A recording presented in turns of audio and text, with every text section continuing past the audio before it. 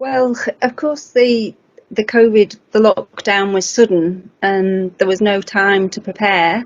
And my son has autism, so that's not a good thing when it's so sudden.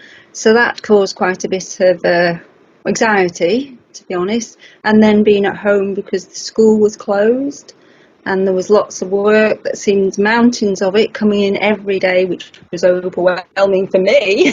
My son has always found it difficult to do schoolwork at home. He sees, home for home stuff, school for school stuff. So that was a challenge.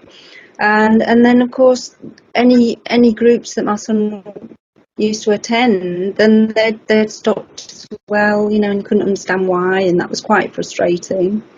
Um, you just feel quite trapped. It's just me and my son, so I can't see extended family or any support like that. And yeah, the way, because obviously the schoolwork was just so overwhelming, and my son needs breaks. He needs the physical exercise, the way away, time away. So go in the garden, hit a tennis ball against the back of the house was a big relief and helped him sort of go back and refocus. But then you'd see people walking past and saying, and you'd run in. He was just absolutely scared because, yes, he would hear about the COVID. You have to try and switch it off the television or the radio, but he was aware of this virus and he was trapped, and the uncertainty. It was pretty awful, to be honest. I'm sure it was for most families, disruptive sleep patterns, just the withdrawing into himself, and it was so important that he's able to sort of communicate and interact. That's part of his autism. That's what he needs help with, and it was just like the carpet taken from beneath his feet, really. I'd say Bendrigg is a necessity, not a luxury. It's great for my son and many other children, young people and adults.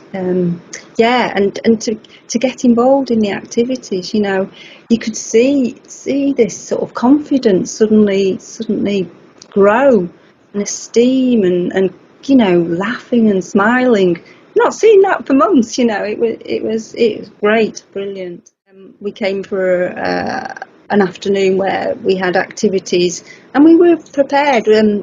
Obviously, a member of staff called us, wanted to know likes, dislikes, what was available, the sort of what was going on regarding the PPE, and once you knew that and explained to my son, he knew people might have masks on, that they'd be cleaning equipment, so he felt safe. And that was happening, but you didn't really notice it because it was so smooth as well, Yeah, and he had a great time, archery and down the tube slide. I think he went on the bikes. He loves the bikes, KMX bikes, yeah. And it was just so good to see him interacting with, our sport bubble as well. Yeah, it was great.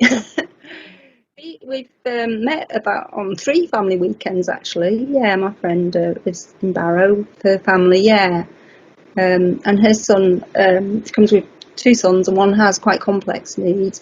And she will say it's the only place where he's on a level playing field, that he's included in all activities. It's not, well, you can't do that, you can't because of your disability, or they're a bit nervous about sort of hurting himself. No, he loves it there as well, yeah.